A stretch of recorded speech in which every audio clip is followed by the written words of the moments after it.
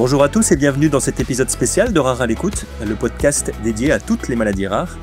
Aujourd'hui, nous avons le plaisir d'accueillir le docteur William Bérébi, gastro-entérologue et interniste, expert du microbiote intestinal, créateur de la médecine microbiotique et auteur de livres médicaux à succès qui rejoint notre aventure en tant que nouvel ambassadeur pour Rare à l'écoute.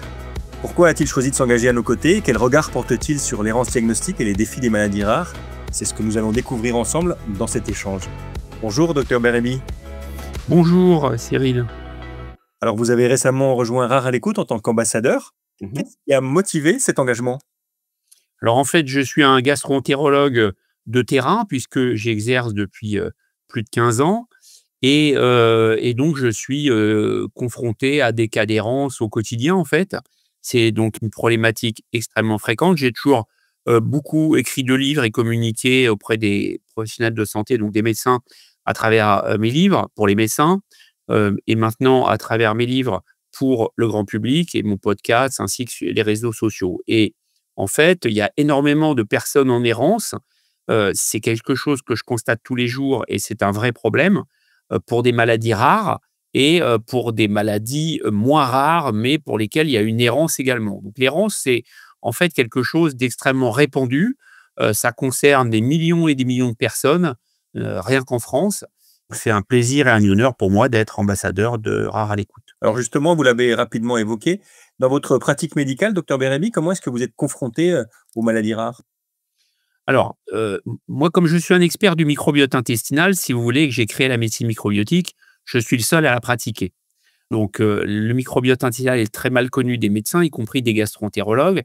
Et donc, les pathologies reliées au microbiote intestinal, comme le syndrome de l'intestin irritable, le SIBO ou d'autres pathologies de ce type, et puis des pathologies qui sont un peu rares, mais pas tant que ça, comme l'hémochromatogénétique ou bien la maladie de Wilson, eh bien, c'est des cas que je constate dans ma pratique, ou les hépatites auto-immunes, par exemple.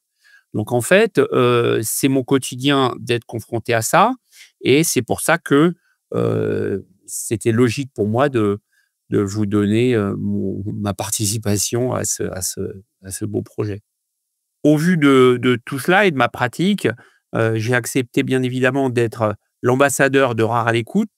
Rare à l'écoute est le premier média qui communique sur les maladies rares et les maladies rares, j'y suis confronté et l'errance, j'y suis confronté également.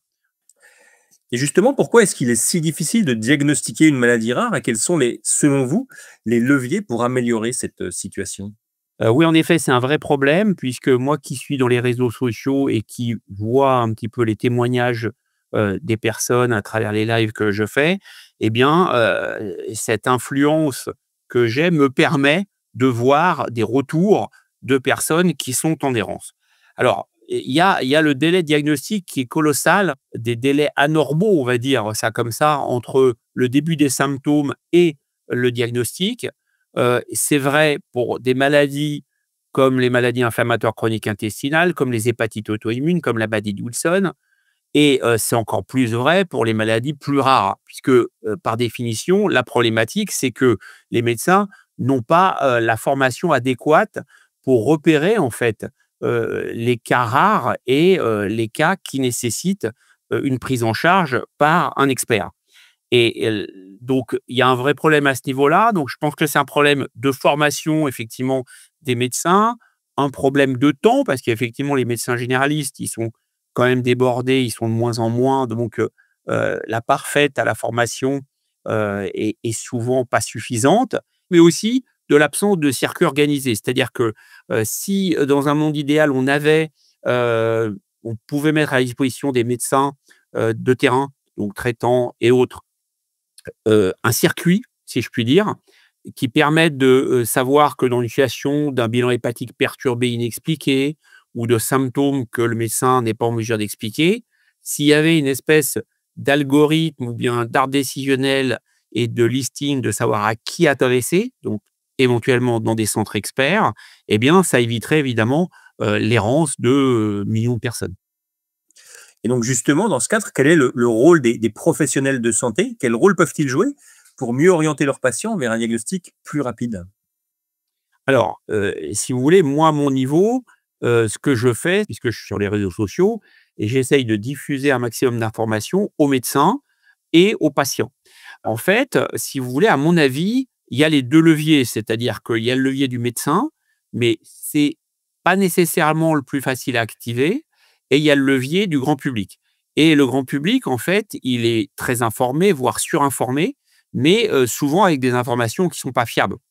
Donc, ce qui me paraîtrait intéressant, c'est de faire connaître un circuit avec, des experts dans différents domaines, par spécialité, par exemple. Et si cette information circulait, on peut parfaitement imaginer que le patient et le médecin, finalement, sachent quoi faire et sachent où s'adresser.